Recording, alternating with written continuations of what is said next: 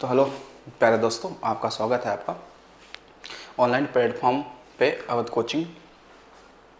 तो आज हम लोग देखने वाले हैं क्या, जो अप्रैल माह का करंट अफेयर की ये क्या है, दूसरी श्रृंखला है, यानी कि ये दूसरा वीडियो है। तो अगर आपने करंट अफेयर में जो अप्रैल का हम लोग सीरीज चला रहे हैं करंट अफेयर का, इसका पहला वीडियो नहीं देखे हैं तो आप पहले वीडियो को देखें, फिर सेकेंड वीडियो को आप देखें, तो आपको ज़्यादा बेहतर चीज़ें समझ में आना शुरू हो जाएंगी। तो आज हम लोग अप्रैल माह का दूसरा 25 क्वेश्चनों का पीडीएफ यहाँ पे सोल्व करने वाले हैं, देखने वाले हैं। तो उसको आपको ध्यान से देखना है और उसको एक्सप्लेनेशन को भी समझना है, ठीक है। तो चलिए चलते हैं, आज का पहला क्वेश्चन देखते हैं। आज का पहला क्वेश्चन है कि भारत सरकार ने किस देश की सीमा से लोगों की वीजा युक्त आवाजाही पर प्रतिबंध लगा दिया है? म्यांमार, भूटान, नेपाल या उपयुक्त में से कोई नहीं। तो इसका सही आंसर कौन सा हो जाएगा? म्यांमार। यानी कि भारत सरकार ने म्यांमार के बीच में प्रतिबंध लगा दिया, वीजा युक्त आवाजाही पर भी प्रतिबंध लगा दिया है, ठीक है। तो देखिए, अब जो म्यांमार की हम लोग बात करते हैं, तो म्यांमार को पहले तो हम लोग क्या कहते थे? बर्मा कहते थे, बर्मा भी कहते थे।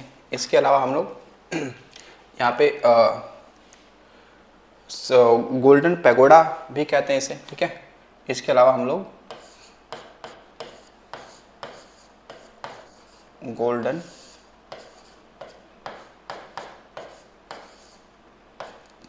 पैगोडा भी कहते हैं म्यांमार को, ठीक है, गोल्डन पैगोडा भी कहते हैं।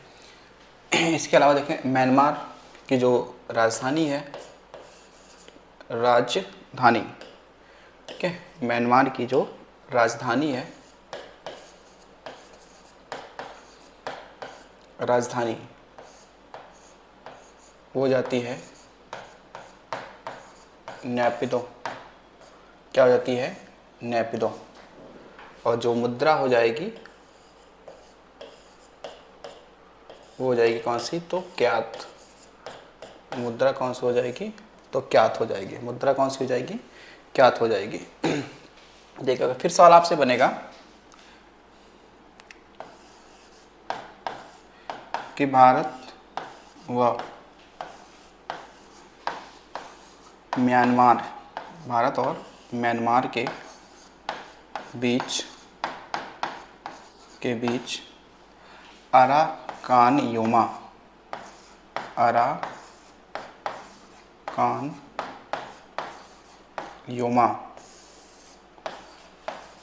पर्वत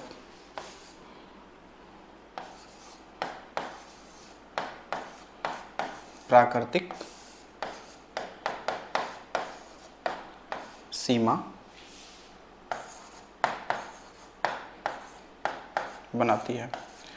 तो देखिएगा, अगर सवाल आ जाए कि अराकान योमा जो पर्वत है वो किन दो देशों के बीच में, तो भारत और म्यांमार के बीच में कौन सा? अराकान योमा पर्वत, ठीक है, ये अराकान योमा पर्वत।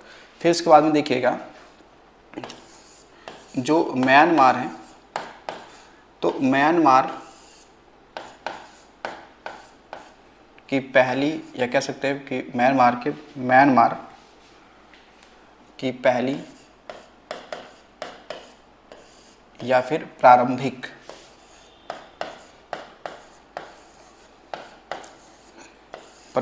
राजधानी की अगर बात करते हैं तो वो कौन सा है? रंगून। कौन सा था? रंगून। तो आपने सुना होगा कि रंगून रेडियो स्टेशन से ही जो आपके सुभाष चंद्र बोस हैं, उन्होंने गांधी जी को राष्ट्रपिता कहकर पुकारा था। तो रंगून रेडियो स्टेशन की स्थापना कहाँ पे की गई थी? तो म्यांमार में किया गया था, ठीक है, म्यांमार में किया गया था। उसके अलावा म्यांमार में ही आपको मिलेगा मांडले जेल, नहीं मिलेगा?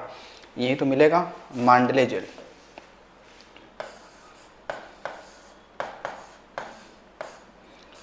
मांडले जेल, तो मांडले जेल ये कहाँ है?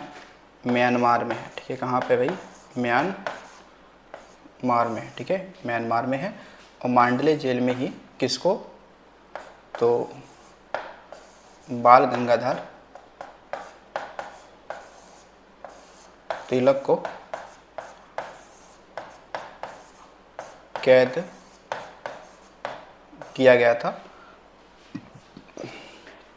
और इसी जेल में रहते हुए इन्होंने गीता रहस्य नामक पुस्तक भी लिखा था। ठीक है, यहीं पर कैद रहते हुए इन्होंने कौन सी पुस्तक लिखा था? तो गीता रहस्य लिखा था। तो गीता रहस्य पुस्तक इन्होंने लिखा था इसी जेल में रहकर, यानी कि मांडले जेल में ही रहकर लिखा था। ठीक है, चलिए अगला क्वेश्चन देखिएगा। अगला क्वेश्चन आपका है, हमारा संविधान हमारा सम्मान अभियान में निम्नलिखित में किन विषयों को शामिल किए जाने का लक्ष्य है? सबको न्याय, नव भारत नव संकल्प, विधि जागृति अभियान, न्याय सेतु। सही कोड क्या है? केवल 1 2 सही है, 1 2 3 4 सही है, केवल 3 सही है, या फिर सभी सही हैं, या फिर इसमें सभी सही हैं। तो देखिए इसमें क्या होगा ना, इसमें आपका सभी सही हो जाएगा। इसमें क्या होगा? सभी सही हो जाएगा कि जो हमारा संविधान हमारा सम्मान अभियान जो शुरू किया गया है वो इन सभी विषयों को शामिल किया गया है। इन सभी विषयों को क्या गया है? शामिल किया गया है। तो आपको पता है कि 75वें यानी कि 75वें गणतंत्र दिवस पर जो आपके वर्तमान में उपराष्ट्रपति हैं, उपराष्ट्रपति जगदीप धनखड़ द्वारा ये शुरू किया गया था। कौन सा अभियान है? हमारा संविधान हमारा सम्मान। चलिए अगला क्वेश्चन देखिएगा। निम्नलिखित में से किसे भारतीय अंतरिक्ष अनुसंधान संगठन इसरो का नॉटी बॉय तथा स्मार्ट बॉय कहा जाता है? PSLV को, ठीक है, क्या PSLV को कहा जाता है या फिर LVM को कहा जाता है या GSLV को कहा जाता है? ठीक है, किसे कहा जाता है? तो ये इसमें सही आंसर आपका है वो है कौन सा? तो GSLV। ठीक है, GSLV। तो GSLV का फुल फॉर्म होता है जियो सिंक्रोनस सैटेलाइट लॉन्च व्हीकल। ठीक है, GSLV का पूरा नाम क्या है? तो इसका नाम है जियो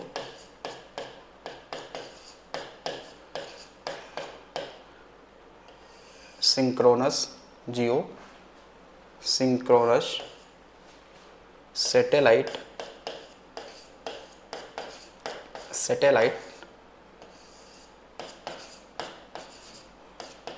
लॉन्च व्हीकल, ये इसका क्या है? नाम है। तो जियो सिंक्रोनस सैटेलाइट लॉन्च व्हीकल, ये इसका क्या है? नाम है। ठीक है, PSLV के नाम है, इसका नाम है पोलर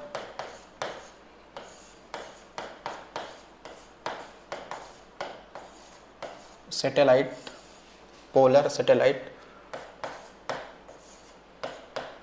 लॉन्च व्हीकल, ये नाम है। ठीक है, पोलर सैटेलाइट लॉन्च व्हीकल है। ठीक है या ठीक है, तो ये आपको ध्यान रखना है। तो अब देखते हैं, ये बात आई है किसकी? इसरो की आई है। तो इसरो का कौन सा ऐसा कह सकते हो लॉन्च व्हीकल जिसे हम लोग नॉटी बॉय या फिर स्मार्ट बॉय कहते हैं? तो GSLV F14, ठीक है, इसे कहा जाता है। अब देखिए जो इसरो की बात करेंगे, इसरो की जो स्थापना होती है वो 15 अगस्त 1969 को होगी। मुख्यालय कहाँ है? बेंगलुरु में। कहाँ पे? कर्नाटक में। कहाँ पे? कर्नाटक में है। इसके अध्यक्ष की अगर बात करते हैं, अध्यक्ष वो है कौन? S सोमनाथ। कौन है? S सोमनाथ। ठीक है, फिर देखिएगा अंतरिक्ष, भारत में बात करें तो अंतरिक्ष भारत में अंतरिक्ष कार्यक्रम के जनक किसे मानते हैं? तो वह है विक्रम साराभाई। कौन है? विक्रम साराभाई। कौन है? विक्रम साराभाई को हम लोग अंतरिक्ष कार्यक्रम का जनक मानते हैं। ठीक है, तो अंतरिक्ष सुना होगा। अंतरिक्ष विज्ञान में कौन सा अवार्ड मिलता है?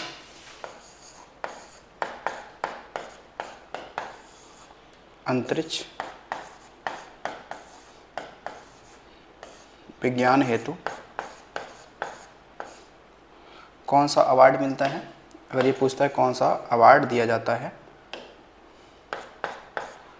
तो बताना है हमें आर्यभट्ट पुरस्कार।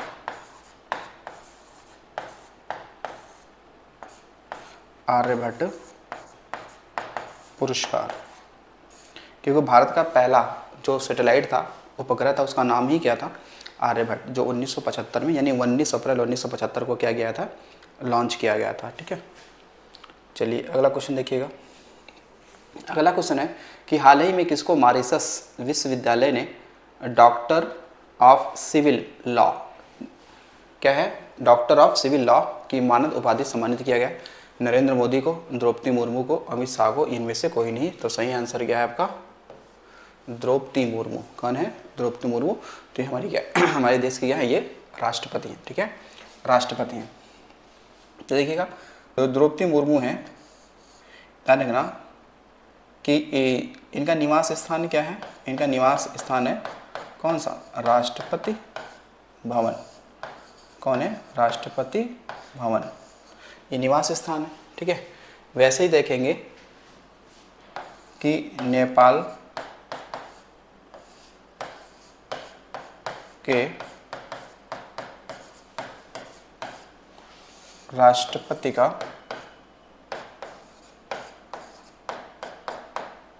निवास स्थान का क्या नाम होता है? तो शीतल भवन। नाम क्या है? शीतल भवन। नाम क्या है? शीतल भवन। ठीक है, और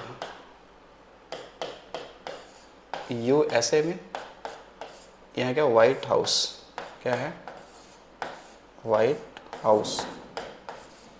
ठीक है, व्हाइट हाउस। ठीक है, व्हाइट हाउस।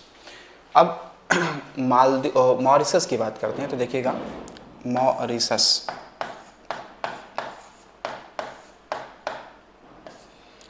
मॉरिशस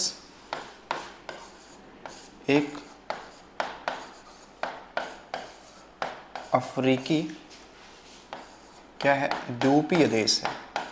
अफ्रीकी द्वीपीय देश है। ठीक है, ये मतलब चारों तरफ से जल से घिरा है, और ये अफ्रीका जो है, सॉरी, ये जो मॉरिशस है वो हिंद महासागर में है। ये कहाँ पे है? इंडियन ओशियन में है। तो इसकी जो कैपिटल की बात करते हैं, कैपिटल, तो ये कौन सा है? Port Louis. कौन सा है? Port Louis. कौन सा है? पोर्ट लुइस हो जाता है। ठीक है, मुद्रा तो यहाँ पे आपका रुपया ही चलता है। क्या चलता था? रुपया ही चलता है। मॉरिशस में एक पक्षी होता था, डोडो पक्षी। ठीक है, डोडो पक्षी। तो डोडो पक्षी किस देश का है? तो मॉरिशस का है। कहाँ का है? मॉरिशस का है। ठीक है, चलिए अगला क्वेश्चन देखते हैं हम लोग। अगला क्वेश्चन है कि हाल ही में किस राज्य ने कदन्न उत्पादन को बढ़ावा देने के लिए राज्य के किसानों को कदन्न यानी कि मिलेट्स और मोटे अनाज के मुफ्त बीज वितरित करने का निर्णय लिया है? उत्तर प्रदेश, मध्य प्रदेश, राजस्थान, महाराष्ट्र या? तो इसमें सही आंसर क्या है आपका? राजस्थान। तो राजस्थान की सरकार ने ये निर्णय लिया है कि अपने यहाँ पे जो किसान हैं उन किसानों को वो लोग क्या करेंगे कि मिलेट्स यानी कि मोटे अनाज के जो बीज हैं वो किसानों को मुफ्त वितरित करेंगे, ताकि किसान उसको फसल को बोने के लिए प्रोत्साहित हों, क्योंकि मोटे अनाज में पोषक तत्वों की मात्रा भरपूर होती है। ठीक है, जो आपके शरीर के लिए काफ़ी लाभदायक हो सकता है वो। ठीक है, तो मिलेट्स, तो वैसे मिलेट्स अगर ईयर की बात करें, मिलेट्स ईयर किसे घोषित किया गया था, तो 2023 को। ठीक है, इस बार क्या है, कैमलीड। ठीक है, कैमलीड वर्ष इस बार घोषित किया गया है।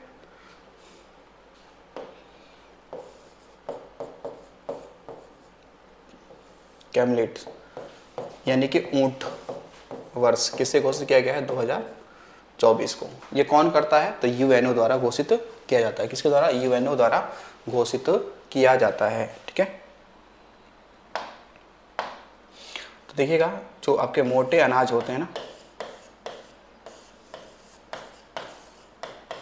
मोटे अनाज में क्या होते हैं, आपके पोषक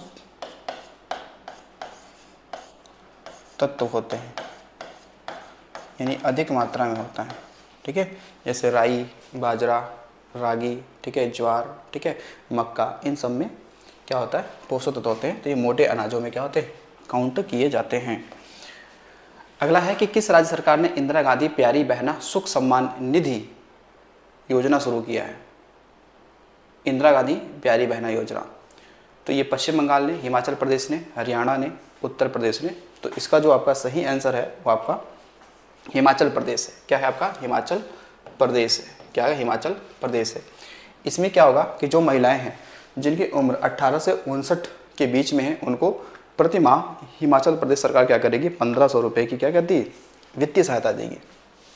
इस योजना में क्या है कि राज्य की 18 से 59 वर्ष की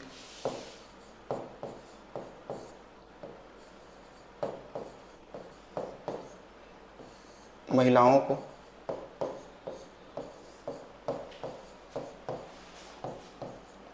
प्रति माह 1500 रुपये की क्या मिलने वाली है, आर्थिक सहायता मिलने वाली है। आर्थिक सहायता मिलने वाली है। ठीक है, 1500 रुपये की क्या मिलने वाली है, आर्थिक सहायता मिलने वाली है। इसकी उम्र सीमा क्या है, 18 से 59 वर्ष। ठीक है, अब यहाँ पे देखिए हिमाचल प्रदेश की बात आई है ना, तो हिमाचल प्रदेश से आप ध्यान रखेंगे कि यहाँ पर आपको एक ग्रेट हिमालयन, यहाँ पे क्या राष्ट्रीय उद्यान है,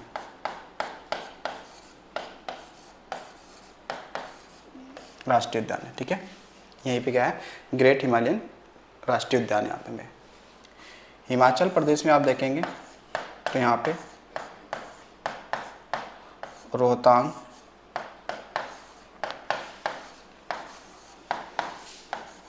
सिपकिला व बारा लाचला दर्रा आपको यही मिल जाएगा। ठीक है, बारा लाचला दर्रा यही मिल जाएगा। तो रोहतांग दर्रे में ही अटल सुरंग है, यहीं पे क्या है, इसी में क्या है, अटल सुरंग भी है। क्या है, अटल सुरंग इसी में है। ठीक है, तो ये कुछ डाटा हो गया कहाँ, हिमाचल प्रदेश से। चलिए अगला देखिएगा, अगला क्वेश्चन आपका है कि कौन अंतर्राष्ट्रीय सौर गठबंधन का अनुमोदन करने वाला 57वां देश बना है। Sudan, Brazil, Panama. ठीक है, तो सही आंसर कौन सा है, पनामा। ठीक है, पनामा। ठीक है, तो पनामा नहर आपने सुना होगा, पनामा नहर। तो पनामा नहर के बारे में आपने सुना होगा कि ये पनामा नहर कहाँ है, तो ये उत्तर अमेरिका महाद्वीप में स्थित है। तो अंतर्राष्ट्रीय जो सौर संगठन है, इसकी स्थापना की बात करें तो ये 30 नवंबर 2015 को पेरिस जलवायु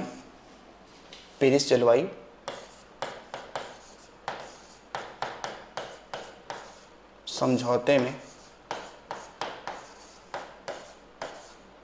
भारत व फ्रांस के द्वारा किया गया था। ठीक है, फ्रांस के द्वारा किया गया था। और इसका जो मुख्यालय है, जो हेड क्वार्टर है, वो आपका गुरुग्राम हरियाणा में है। गुरुग्राम कहाँ है भाई? गुरुग्राम हरियाणा में है। ठीक है, गुरुग्राम हरियाणा में है। लेकिन एक ध्यान रखना, जो पनामा नहर है, जो पनामा नहर है, ये क्या करता है? अटलांटिक महासागर को इधर प्रशांत महासागर से जोड़ता है। ठीक है, पनामा नहर किन दो देशों को किन दो जल निकायों को जोड़ता है? तो बता देंगे, ये जोड़ता है किसे? तो ये जोड़ता है अटलांटिक महासागर को प्रशांत महासागर से जोड़ता है। ठीक है, जैसे आप देखेंगे इस तरीके से,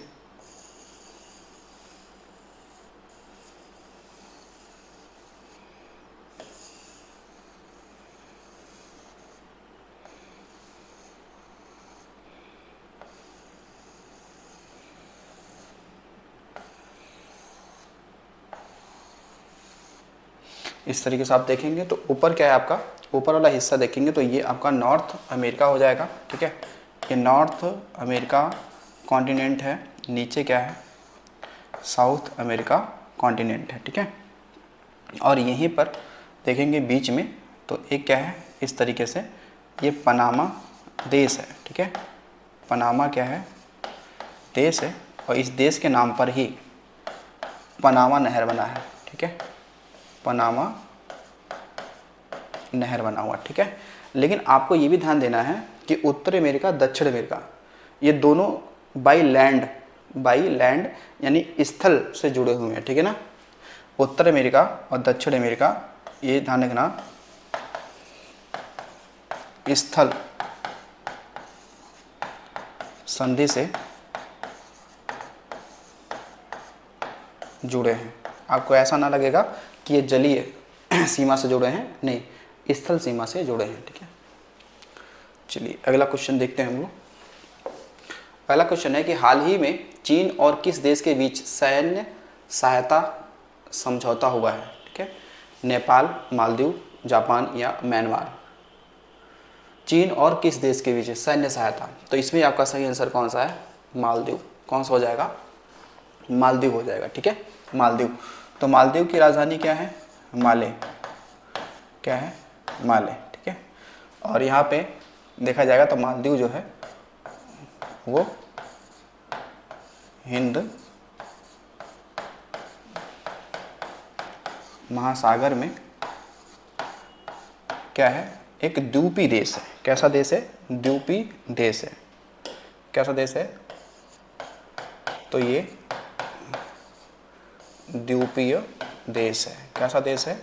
द्वीपीय देश है। ठीक है, तो यहाँ पे मालदीव में भी मुद्रा रुपया ही चलता है। क्या चलता है? रुपया चलता है। यहाँ पर एन चलता है। ठीक है, म्यांमार में और क्यात चलता है। क्या चलता है? क्या चलता है? नेपाल में नेपाली रुपया चलता है।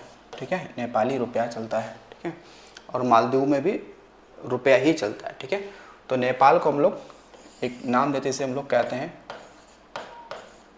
वाटर टैंक ऑफ इंडिया कहते हैं। वाटर टैंक ऑफ इंडिया किसे कहते हैं? तो नेपाल को कहते हैं। किसे कहते हैं? नेपाल को कहते हैं वाटर टैंक ऑफ इंडिया कहते हैं। ठीक है, चलिए अगला क्वेश्चन देखिएगा। अगला क्वेश्चन है कि हाल ही में किस राज्य के मांजुली मुखौटे और पांडुलिपि पेंटिंग को जीआई टैग मिला है? असम, मेघालय, सिक्किम या बिहार? तो सही आंसर क्या हो जाएगा आपका? असम का हो जाएगा। क्या हो जाएगा? असम का हो जाएगा। कहाँ हो जाएगा? असम का हो जाएगा। अब यहाँ पे देखिएगा कि जो जीआई टैग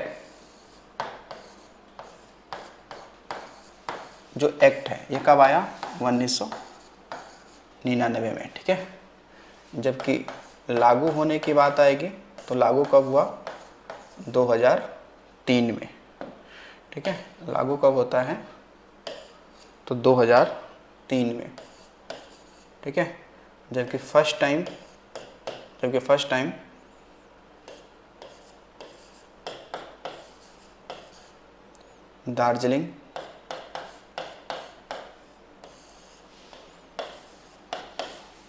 दार्जिलिंग की चाय कहाँ की है?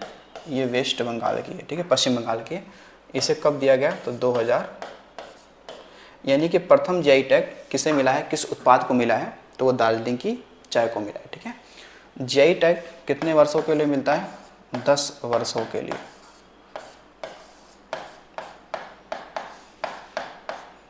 10 वर्षों के लिए ये प्राप्त होता है, ठीक है, जीआई टैग। यूपी देखा जाए तो यूपी सर्वाधिक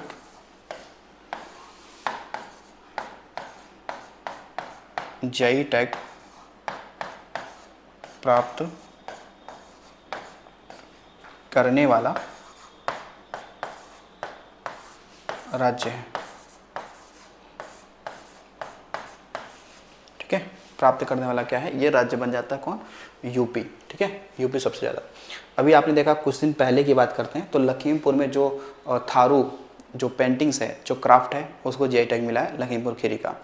बांसुरी, जैसे आप देखेंगे पीलीभीत की बांसुरी के भी जीआई टैग मिला है। उसके अलावा बनारस में जो शहनाई है उसको भी जीआई टैग मिला हुआ है। तो ये अब ध्यान रखना है जीआई टैग के बारे में, ठीक है, जीआई टैग के बारे में। अगला देखिएगा, अगला है कि भारत की पहली ड्राइवरलेस ट्रेन की शुरुआत कहाँ की गई? ड्राइवरलेस यानी उसमें ड्राइवर नहीं होगा, ठीक है, या हो सकता है कि वो आर्टिफिशियल इंटेलिजेंस पर क्या हो, आधारित हो। बेंगलुरु, चेन्नई, कोलकाता या मुंबई, ठीक है। तो इसमें सही आंसर क्या है? तो बेंगलुरु, चेन्नई, कोलकाता। तो सही आंसर है क्या इसमें? बेंगलुरु, ठीक है। सही आंसर क्या है इसमें? बेंगलुरु, ठीक है। तो बेंगलुरु में शुरू किया गया है भारत की पहली ड्राइवरलेस यानी कि ड्राइवर रहित ट्रेन। कहाँ शुरू किया गया? बेंगलुरु में शुरू किया गया है, ठीक है। बेंगलुरु में आप देखेंगे एक का मुख्यालय है, उसका नाम कौन सा है? वो आपका हो जाएगा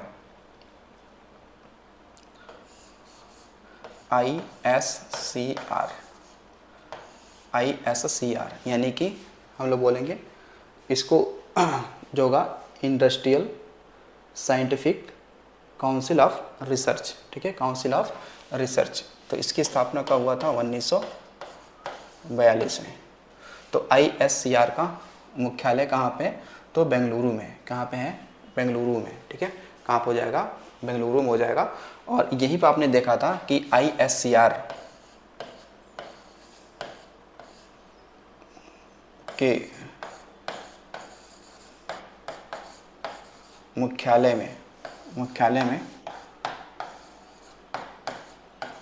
भारत की पहली जलवायु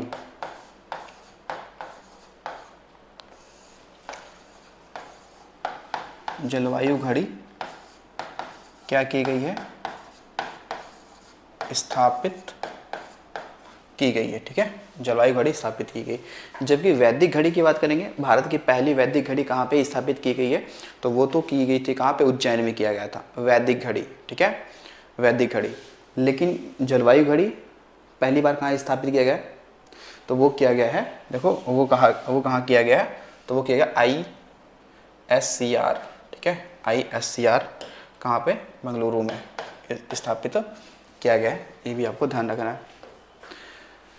अगला है वास्तुकला का नोबेल कहा जाने वाला प्रित्जकर पुरस्कार 2024 किसने जीता है? राजीव चंद्रशेखर ने, रिकेन यामामोटो ने, आसिफ अली जरदारी ने, या उपयुक्त में से कोई नहीं? उपयुक्त में से कोई नहीं। तो ये कौन है? ये हैं भाई रिकेन यामामोटो। ये कहाँ के हैं? तो ये जापान के हैं। कहाँ के हैं? ये जापान के हैं। और इस पुरस्कार की स्थापना कब होता है? तो 1979 में। कौन? 1979 में, ठीक है। तो प्रित्जर पुरस्कार पाने वाले जो पहले भारतीयों की बात करें, फर्स्ट भारतीय कौन है? तो बालकृष्ण दोषी। पहले भारतीय कौन है? तो बालकृष्ण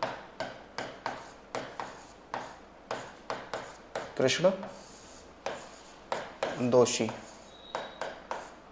इनको मिला है, ठीक है, बालकृष्ण दोषी। प्रित्जर पुरस्कार पाने वाले पहले के हैं भारतीय हैं, ठीक है। इसकी स्थापना कब हुई? तो 1979 में हो रही, ठीक है। तो वास्तुकला यानी कि आर्किटेक्ट, वास्तुकला मतलब आर्किटेक्ट के क्षेत्र में दिया जाता है, ठीक है। चलिए अगला क्वेश्चन देखिएगा। अगला क्वेश्चन है कि 7वीं बार संतोष ट्रॉफी का खिताब किसने जीता है? सेना ने, गोवा ने, मुंबई ने, या इनमें से कोई नहीं, या इनमें से कोई नहीं, ठीक है। तो जो सेना है, भारतीय सेना, ठीक है ना, ध्यान रखेंगे, जो भारतीय सेना ने है वो क्या, उन्होंने क्या किया कि 7वीं बार संतोष ट्रॉफी का खिताब जीत लिया, ठीक है। अब देखो जो संतोष ट्रॉफी है, जो संतोष ट्रॉफी है, तो संतोष ट्रॉफी का संबंध किससे है?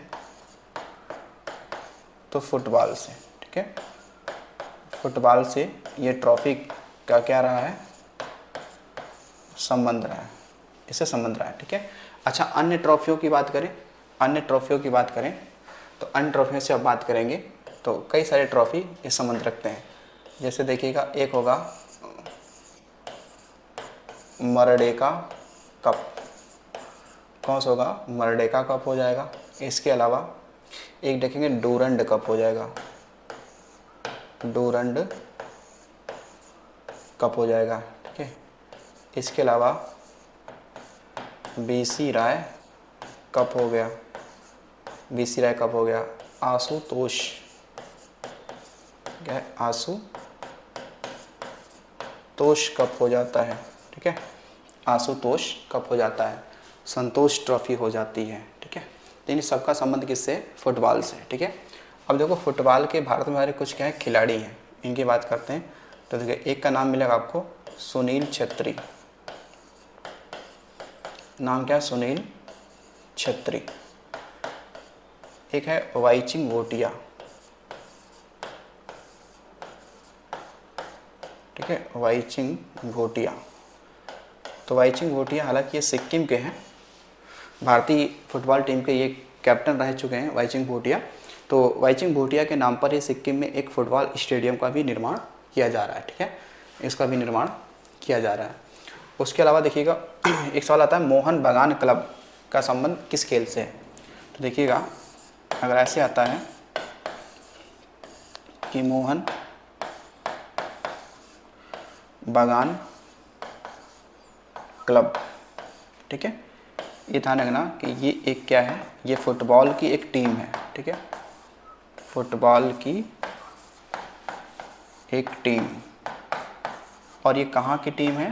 तो ये टीम है पश्चिम बंगाल की। कहाँ की है? पश्चिम बंगाल की है। कहाँ की? पश्चिम बंगाल की, ठीक है। तो ये आपको ध्यान रखना होगा, ठीक है। तो किसने जीता है? सेना ने जीता है, भारतीय सेना ने। 7वीं बार की बात करते हैं, 7वीं। हर वर्ष किस तिथि को मॉरिशस दिवस मनाया जाता है? 8 मार्च को, 12 मार्च को, 15 मार्च को, 21 मार्च को, ठीक है, मॉरिशस दिवस।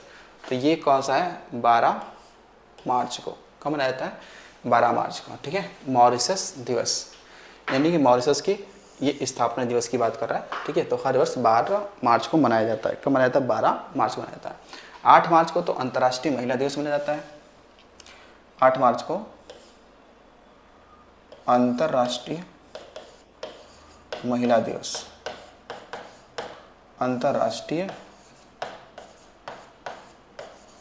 महिला दिवस ये मनाया जाता है, ठीक है। अंतर्राष्ट्रीय महिला दिवस मनाया जाता है 8 मार्च को। 12 मार्च को मॉरिशस दिवस मनाया जाता है, ठीक है। चलिए अब देखिएगा अगला है कि कौन सा देश, ठीक है, कौन सा देश वैश्विक स्तर पर दूसरा सबसे बड़ा मोबाइल फ़ोन उत्पादक देश बन गया, ठीक है। दूसरा सबसे बड़ा पूछ रहा है, तो दूसरा हो जाएगा कौन सा? जापान, चीन, भारत या उत्तर कोरिया। तो सही आंसर कौन सा है? भारत, ठीक है, भारत। तो फिर पहले पे कौन है? तो पहले पे फिर तो कौन हो सकता है? चीन हो सकता है, ठीक है। पहले पे कौन है? चीन है। दूसरे पे कौन है? भारत है, ठीक है, भारत है। यहाँ पे देखेंगे उत्तर कोरिया, भाई सभी को पता है कि उत्तर कोरिया चीन से लगा हुआ क्या है? एक देश है, और ये यहाँ का मुद्रा वान है, ठीक है, और प्योंगयांग क्या है? यहाँ की राजधानी है, ठीक है। जापान आपने पढ़ा था कि जापान एक पूर्वी एशिया का देश है जो द्वीपीय देश है, पूर्वी एशिया का देश है, पूर्वी एशिया का देश है जो द्वीपीय देश है, जो प्रशांत महासागर में 4 महाद्वीपों पे बसा हुआ है। 4 बड़े महाद्वीप हैं, जैसे कि होन्शु, होक्काइडो, क्यूशु और शिकोकू। तो ये 4 क्या हैं, बड़े द्वीपों पर बसा हुआ है जापान। ठीक है, तो दूसरा कौन हो गया, दूसरा हो गया भारत। ठीक है, अगला हो गया कि राष्ट्रीय अनुसूचित जाति आयोग के नए अध्यक्ष कौन बने हैं। नायाब सिंह सैनी, किशोर मकवाना, अशोक मकवाना या अरविंद पनगड़िया,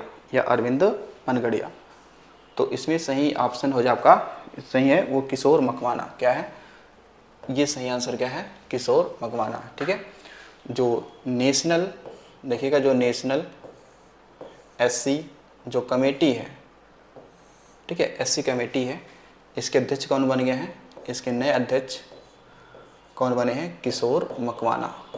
नाम क्या है, किशोर मकवाना। ठीक है, ये बने हैं। तो आप देखेंगे संविधान में एक आपका कौन सा अनुच्छेद है, कौन सा अनुच्छेद है, उस अनुच्छेद का नाम क्या है भाई, 338। तो अनुच्छेद 338 में नेशनल शेड्यूल कास्ट जो कमीशन है, इसकी स्थापना की बात कर रखा है। और ये 3 सदस्यीय क्या होता है, ये 3 सदस्यीय ये क्या होता है, आयोग होता है। एक में अध्यक्ष, उपाध्यक्ष और सचिव होते हैं इसमें। ठीक है, 3 लोग होते हैं। तो इसके कौन बने हैं, किशोर मकवाना। और इसके कह सकते हैं कि अध्यक्ष की नियुक्ति कौन करता है, नियुक्ति कौन करता है, तो वो करता है राष्ट्रपति करता है। ठीक है, कौन करता है, राष्ट्रपति द्वारा। किसके द्वारा होता है, राष्ट्रपति के द्वारा होता है। ठीक है, राष्ट्रपति के द्वारा किया जाता है। ठीक, चलिए अगला क्वेश्चन देखते हैं। अगला क्वेश्चन है कि प्रधानमंत्री नरेंद्र मोदी ने गुजरात के साबरमती में किसका उद्घाटन किया है। कोचरब आश्रम का, फिनिक्स आश्रम का, शांति आश्रम का। ठीक है, तो देखो इसमें सही आंसर आपका क्या हो सकता है। देखिए इसमें जो सही आंसर आपका होगा वो हो जाएगा कौन सा, कोचरब। ठीक है, आश्रम हो जाएगा। ठीक है, कोचरब आश्रम हो जाएगा। ठीक है, कौन सा होगा, कोचरब आश्रम। तो प्रधानमंत्री नरेंद्र मोदी ने गुजरात के साबरमती में किसका उद्घाटन किया, कोचरब आश्रम का किया। ये रीजन क्या है, रीजन इसमें ये है कि बताएंगे कि 1915 में, यानी कि दक्षिण अफ्रीका से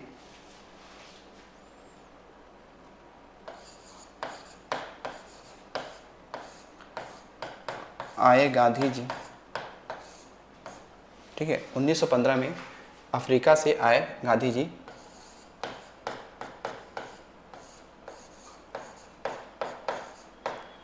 इसी आश्रम में रुके थे,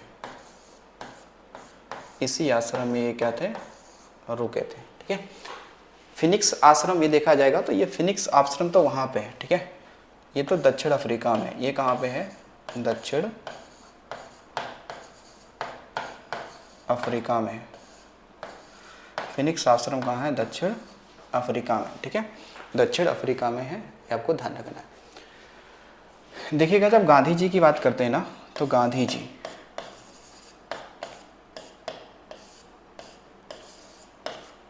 जी के जब गुरु की बात करते हैं, गुरु, तो इनके 2 गुरु थे।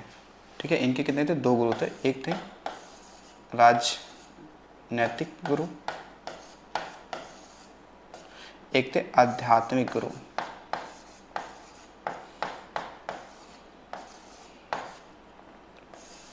एक थे राजनीतिक और एक क्या थे, आध्यात्मिक। तो राजनीतिक कौन थे, गोपाल कृष्ण गोखले, उनका नाम था, क्या था, गोपाल कृष्ण गोखले। ठीक है, क्या नाम है, गोपाल कृष्ण गोखले। और जो आपके आध्यात्मिक गुरु थे उनका नाम था नारायण गुरु। नाम था क्या? नारायण गुरु। नाम क्या था? नारायण गुरु। ठीक है। गांधी जी का जो कह सकते हैं प्रिय भजन था, इनका क्या था? एक प्रिय भजन था। इनका था प्रिय भजन बैसड़ो बैसड़ो जन ते कहिए। ठीक है, ये इनकी क्या था? इनका प्रिय भजन था। और इसको लिखा किसने था? तो इसको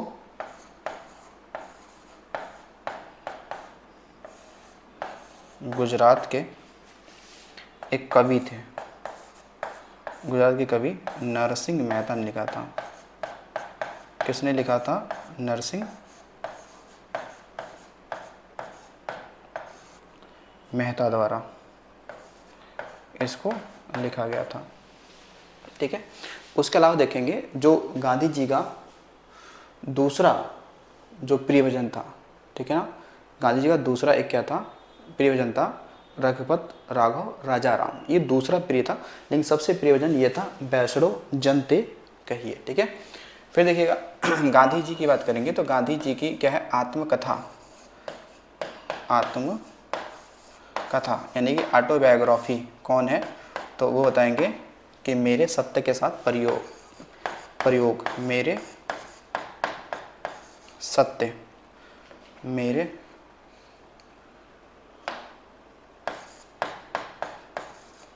सत्य के साथ प्रयोग एक्सपेरिमेंट विथ मेट्रो। ये था इनकी आत्मकथा। ठीक है, तो ये भी डाटा आपको ध्यान में रखना है। चलिए आगे देखिएगा। अगला क्वेश्चन आपका हो जाएगा कि पाई दिवस किस तिथि को मनाया जाता है? ठीक है, पाई दिवस 20 मार्च को, 23 मार्च को, 14 मार्च को या 18 मार्च को। ठीक है, पाई दिवस पूछ रहा है। तो पाई दिवस को मनाया जाता है भाई, ये मनाया जाता है आपका 14 मार्च को। कब मनाया जाएगा? 14 मार्च को मनाया जाता है। ठीक है, यही पाई, तो ये पाई शायद यही पाई की बात कर रहा है। तो पाई का जो हमने पढ़ा है कि जो मान है, पाई का मान जो होता है वो कितना है? 22/7। ये तो होता है ना, 22/7 होता है। ठीक है, इसको थोड़ा और आगे लेके अगर जाएंगे तो ये आपका कितना हो जाएगा? तो ये लगभग 3 दशमलव, ठीक है, 3.14 हो जाता है। ठीक है, ये इतना हो जाता है ये भी। तो पाई का मान, ठीक है, तो पाई का मान बताना है कितना ये है। ठीक है, ये पाई दिवस को मनाया जाता है तो 14 मार्च को मनाया जाता है। ठीक है, 14 मार्च को मनाया जाता है। ठीक है, चलिए अगला क्वेश्चन देखते हैं। अगला क्वेश्चन है कि केंद्र सरकार ने हर वर्ष 17 सितंबर को क्या मनाने का निर्णय लिया है? हैदराबाद मुक्ति दिवस, जम्मू कश्मीर मुक्ति दिवस, गोवा मुक्ति दिवस या ये सभी? ठीक है, ये सभी।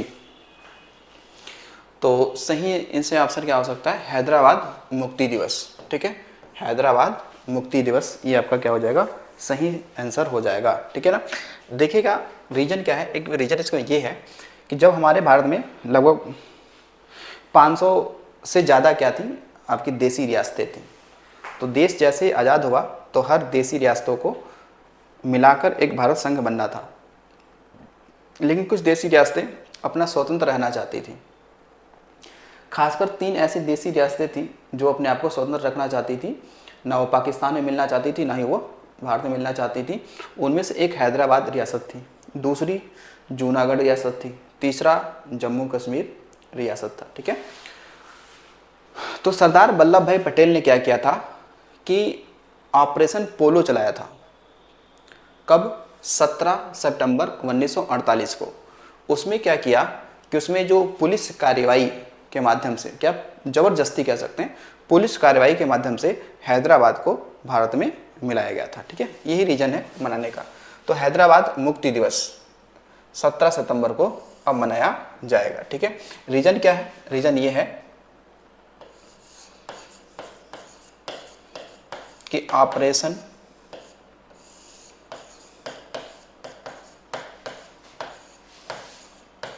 पोलो के तहत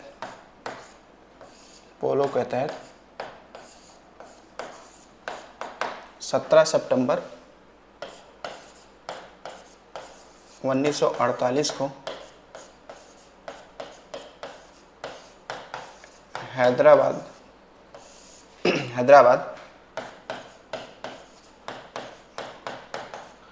रियासत को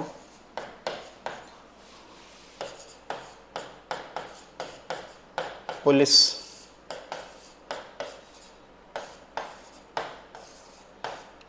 कार्रवाई के माध्यम से पुलिस कार्रवाई के माध्यम से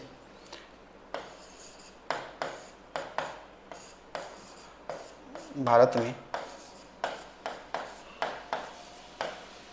मिलाया गया। ठीक है, मिलाया गया था। ठीक है, तो ये सरदार वल्लभ भाई पटेल का क्या था, एक कार्यक्रम था या उनका एक रणनीति थी कि हैदराबाद को भारत में मिलाया गया। ठीक है, वैसे जम्मू कश्मीर की बात करते हैं तो जम्मू कश्मीर को विलय पत्र के माध्यम से भारत में मिलाया गया था। और जूनागढ़ जो रियासत थी, जो जूनागढ़ गुजरात में पड़ता है, उसको जनमत संग्रह के माध्यम से भारत में शामिल कराया गया था। ठीक है, जनमत संग्रह के माध्यम से शामिल कराया गया था। तो अगर जूनागढ़ की बात करें, जूनागढ़ रियासत ये कहाँ पे है, ये कहाँ पे था, तो ये गुजरात वाले क्षेत्र में था। तो इसको कैसे शामिल कराया गया था, तो इसको कराया गया था जनमत संग्रह के माध्यम से शामिल कराया गया था। ठीक है, दूसरा जो जम्मू कश्मीर रियासत थी, जम्मू कश्मीर जो रियासत है, इसको क्या शामिल किया गया, तो विलय पत्र पर हस्ताक्षर करा के इसको ऐसे शामिल किया गया। ठीक है, हैदराबाद को कैसे पुलिस कार्रवाई के माध्यम से शामिल कराया गया। ठीक है, तो ये आपको ध्यान रखना है। ठीक है, चलते हैं अगले क्वेश्चन पे। अगला क्वेश्चन है कि किस राज्य के केंद्र शासित प्रदेश में महाराष्ट्र भवन का निर्माण किया जा रहा है। ठीक है, नाम क्या है भाई, देखो यहाँ पे महाराष्ट्र भवन। ठीक है, नाम क्या है, महाराष्ट्र भवन। तो महाराष्ट्र भवन का निर्माण कहाँ किया जा रहा है, तो ये किया जा रहा है, देखिए कहाँ पर, जम्मू कश्मीर में। कहाँ किया जा रहा है, जम्मू कश्मीर में किया जा रहा है। ठीक है, कहाँ पे किया जा रहा है, जम्मू कश्मीर में किया जा रहा है। ठीक है, अब देखो जम्मू कश्मीर से सवाल कुछ अगर आप बना सकते हैं तो यही बना सकते हैं कि यहाँ पे 3 राष्ट्रीय उद्यान है, बड़ी ही फेमस है। कौन सा, एक किश्तवाड़,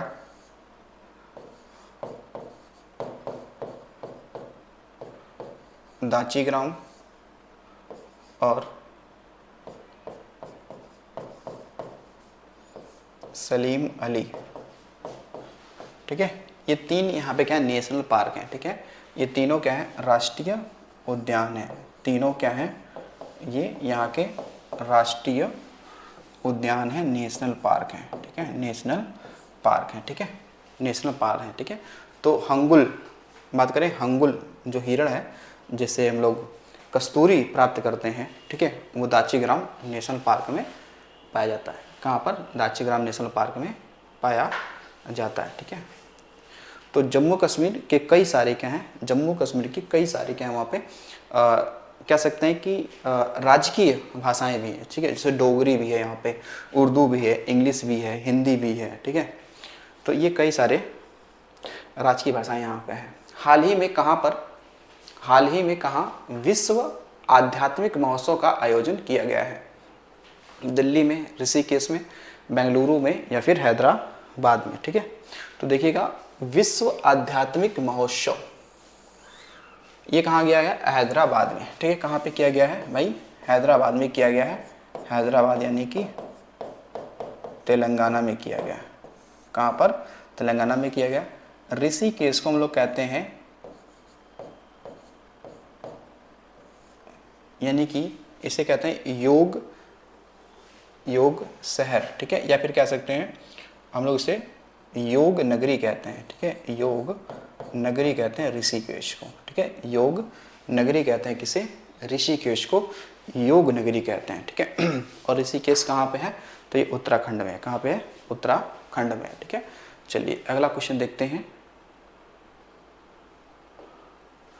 अगला क्वेश्चन है कि किसे दुनिया का सबसे ताकतवर रॉकेट स्टारशिप लॉन्च किया है, ठीक है, स्टारशिप लॉन्च किया है, स्पेस एक्स ने, नासा ने, जाक्सा ने, या फिर इसरो ने। तो इसमें जो सही आंसर हो जाएगा वो कौन सा हो जाएगा, स्पेस एक्स हो जाएगा। कौन सा हो जाएगा, स्पेस एक्स हो जाएगा, ठीक है, कौन सा हो जाएगा,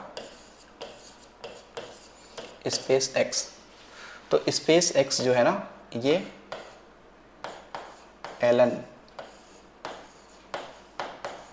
मस्क की क्या है भाई, कंपनी है, कंपनी है।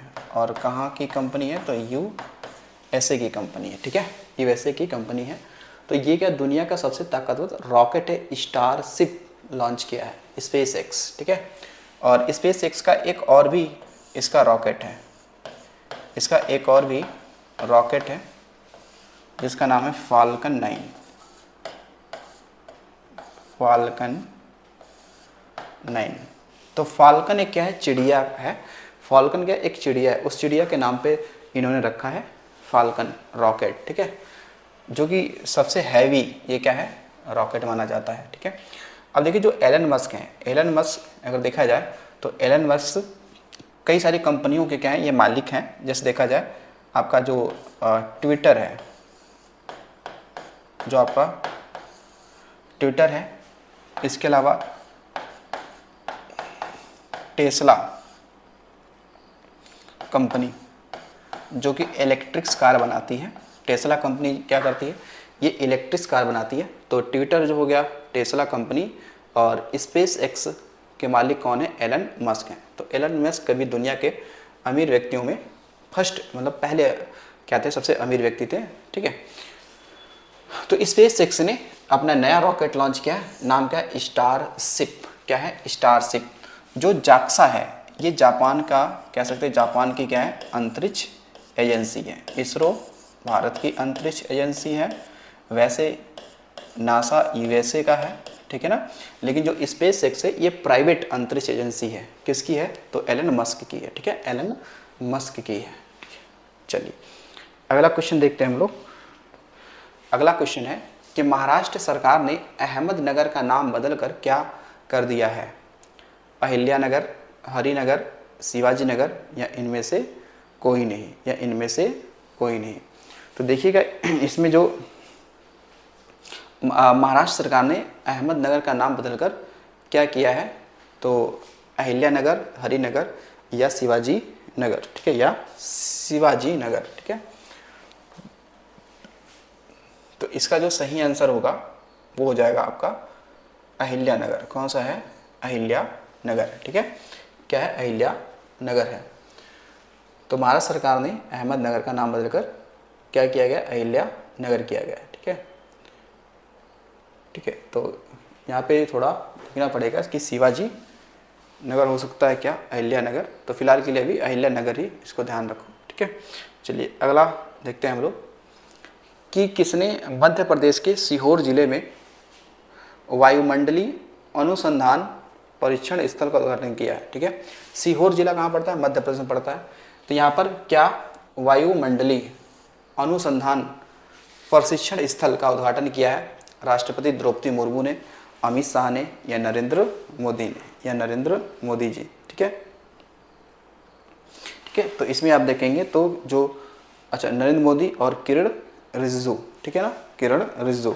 तो इसमें जो सही आंसर है वो कौन है, किरण रिजिजू, ठीक है, कौन है, किरण रिजिजू, ठीक है।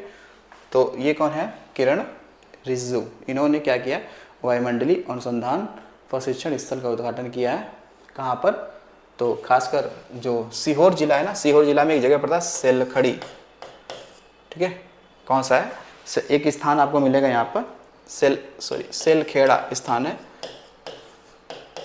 सेलखेड़ा स्थान, ठीक है।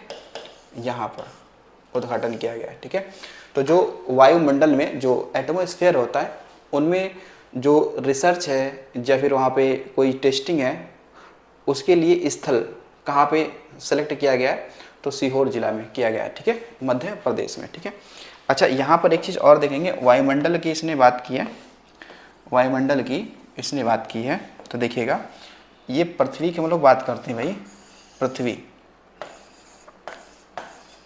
यानी कि अर्थ। ठीक है ना, अर्थ। इसके ऊपर ना आपके 5 मंडल हैं। कितने मंडल हैं? 5 मंडल हैं। देखिएगा ऐसे ये 5 मंडल होंगे। ठीक है, कितने मंडल होंगे? 5 मंडल होंगे।